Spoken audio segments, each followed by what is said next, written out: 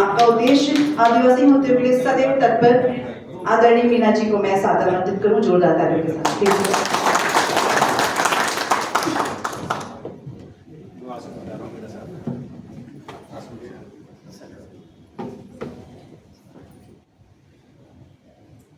सभी आदिवासी भाई बहनों को मेरा सादर प्रणाम। मैं जयपुर से मुकेश मीणा एडवोकेट, जो कि राजस्थान हाईकोर्ट में और दिल्ली सुप्रीम कोर्ट में भी वकालत करता हूँ।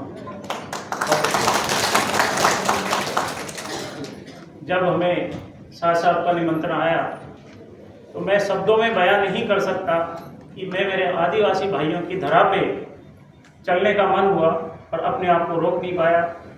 मिड ऑफ द वीक जो सोमवार से शुक्रवार काम होता है, उसके बीच में भी ये लगा कि कभी ना कभी तो इस धरा पे आना ही है, क्यों नहीं इसी मौके के ऊपर चला जाए। और इसके लिए मैं बहुत बहुत साधुवाद देता हूँ साहब को। और ये देखने की तमन्ना थी कि मैं भी एक आदिवासी परिवार में जन्म हुआ और उसका कुनबा और ताना बाना कहाँ से चला, उसको एक बार रूबरू हो जाऊं। आज एक देख के आया हूँ, आपका यहाँ पे म्यूजियम भी बना हुआ है, बहुत जोरदार है। वो देख करके ऐसा लगा कि वाकई ही ये जन्म तो सफल हो गया, जिस कम्युनिटी में मैंने जन्म लिया है ये धरती की धरा है। और सबसे बड़ी बात अभी एक बीच में आई थी, साहब बता रहे थे कि शेरनी का दूध शिक्षा है, जो जितनी लेगा उतना धारेगा।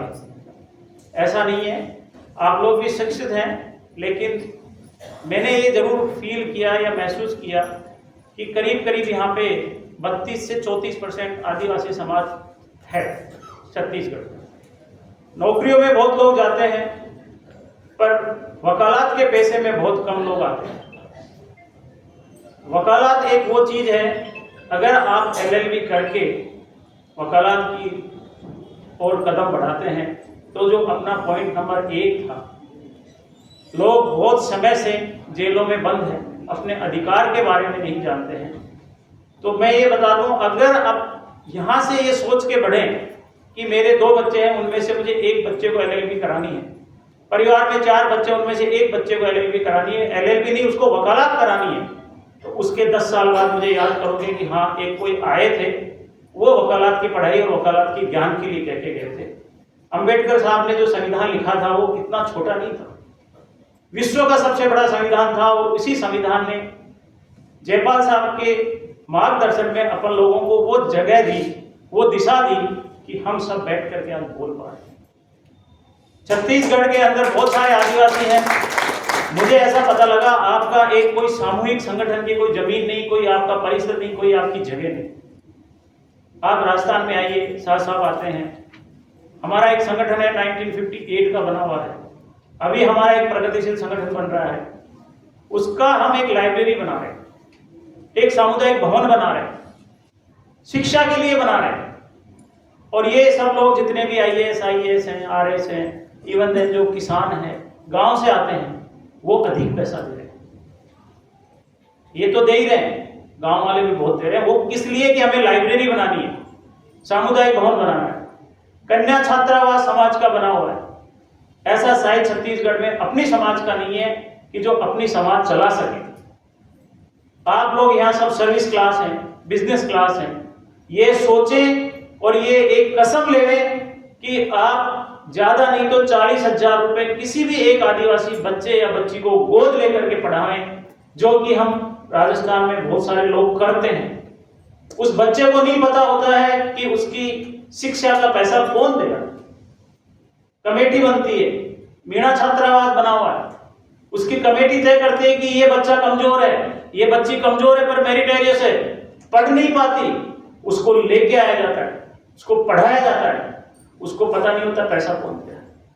मैं देता हूं, मुझे पता नहीं मैं किसका दे रहा हूं। 40,000 रुपए कोई बहुत बड़ी चीज नहीं है साल की, उसको रख के पढ़ाया जाता है। जिस दिन वो बच्चा निकल जाता है तो उस इंस्टीट्यूशन को वो बारंबार सलाम करता है, वहां वापस आता है। आपके छत्तीसगढ़ में जहां तक साहब मेरे को पता लगा है कि ऐसी कोई संस्था नहीं है।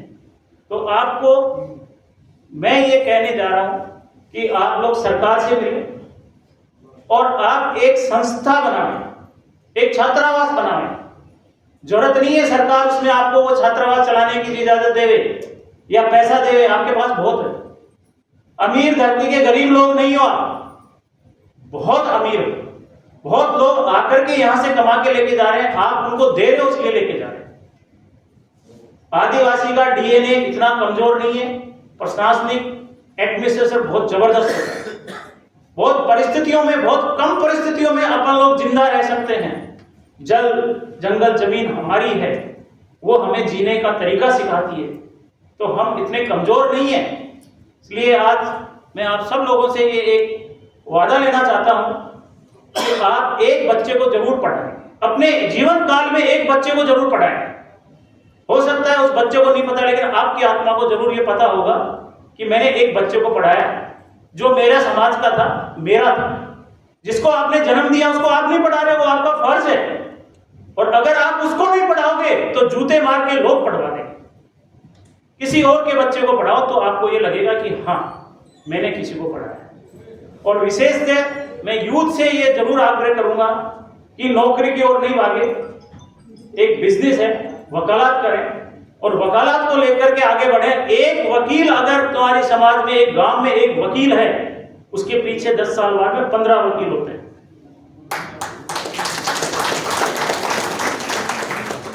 तो आप जरूर से किसी इस मुहिम को चलाएं, जिससे कि आपको किसी को पैसे देने की और किसी को चैरिटी देने की जरूरत नहीं है कि मेरी समाज के लोगों को कैसे सुधारा जाए। ये मैं कह रहा हूं, आपके यहां से कोई 10 साल का वकील है, उसके दस्तावेजात मुझे भेज दीजिए, मैं भारत सरकार का नोटरी बनाऊंगा, सरकार कोई सी भी हो। ये मेरा वादा है। उसका तरीका होता है, शाह साहब कह रहे थे, वार्तालाप करने के लिए दस्तावेजात होना चाहिए। सरकार कोई भी हो आपकी बात सुनेगी, संवाद सुनेगी, काम करेगी। और वो काम जब करेगी जब आपके पास में रिक्विजिट डॉक्यूमेंट होगा, पूरा तजुर्बा होगा। और वकालत एक ऐसी चीज है कि जहां भी आप खड़े हो जाओगे अपने कानून के हक के लिए, लॉयर लिखा शब्द देख के एक बड़े से बड़ा आदमी भी आने से पहले 3 दफे सोचता है कि वकील है, कभी कपड़े नहीं खोलते।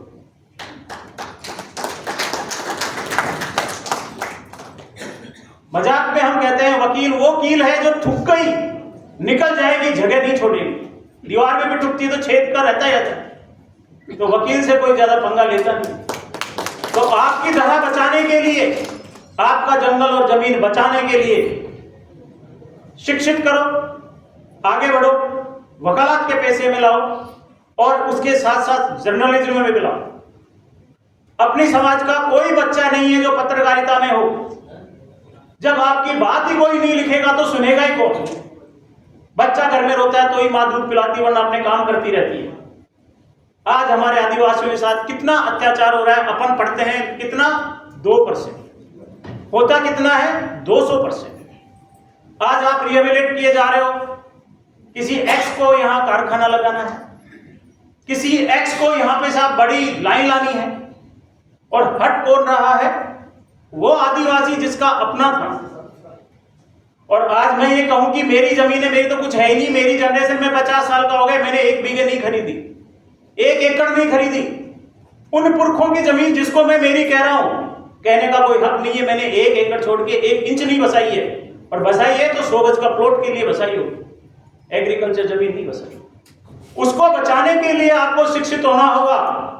और शिक्षित जब आप हो जाओगे तो 2 चीज कर लेना, एक तो LLB में बच्चे को ले जाना, दूसरा साथ ही साथ मास कम्युनिकेशन का कोर्स करा लेना। 10 साल बाद अपने आप की गिरबान में झांक लेना कि हमारी समाज कितनी आगे दौड़ रही है और कितनी पुरजोर लड़ाई लड़ रही है। इन्हीं 2 शब्दों के साथ मैं मेरी वाणी को विराम देता हूं। जय जोहार, जय आदिवासी, जय